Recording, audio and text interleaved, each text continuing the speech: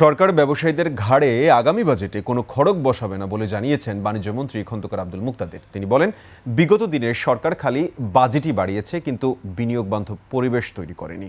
Anup পিয়ালের report.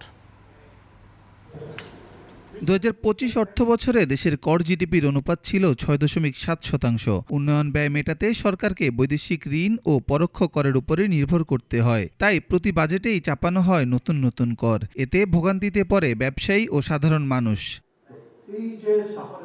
বর্তমান সরকার আগামী ২০২৬-২৭ অর্থ বছরের প্রথম বাজেট পেশ করতে যাচ্ছে। এমন বাস্তবতায় রাজধানীর একটি ৫ তারকা হোটেলে অনুষ্ঠিত হল প্রাক বাজেট আলোচনা ২০২৬-২৭।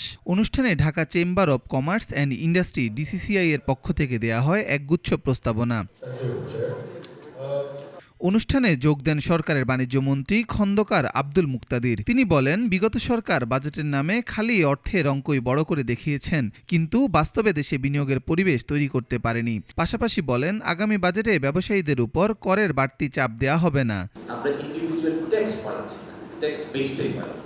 এবং আমার বিশ্বাস এনবিআর ফিনান্স মিনিস্ট্রি যে ভিশন এবং উইল নিয়ে কাজ করছে, আগামী বাজেট এবং বাজেট পরবর্তী বছরে আপনারা এটা পজিটিভ রিফ্লেকশন দেখবেন। There is no reason to feel যে আপনাদের জন্য কোনো খড়গ আসছে।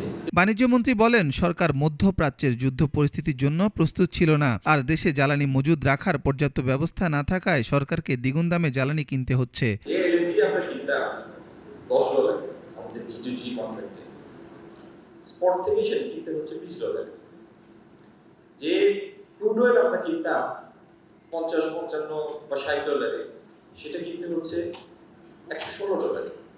একটা সরকারের যে ম্যানুভারিং ক্যাপাবিলিটি, যে একটা আর্থিক যে পোষণ, যে আমি আমার প্রায়োরিটিতে এইভাবে খরচ করব, এই প্রায়োরিটিতে খরচ করার ক্ষমতাটা বা ম্যানুভারিং স্পেস এই সরকারের জন্য অনেক কঠিন। ব্যবসা সহজ করতে অগ্রিম ভ্যাট বাতিল এবং সেমিকন্ডাক্টর বা এআই এর মতো উচ্চ প্রযুক্তির গবেষণায় বিনিয়োগ বাড়ানো গেলে এলডিসি গ্র্যাজুয়েশন পরবর্তী চ্যালেঞ্জ মোকাবিলা সহজ হবে বলেও জানান সংশ্লিষ্টরা। অনুপ পিয়াল, ২১ টেলিভিশন, ঢাকা।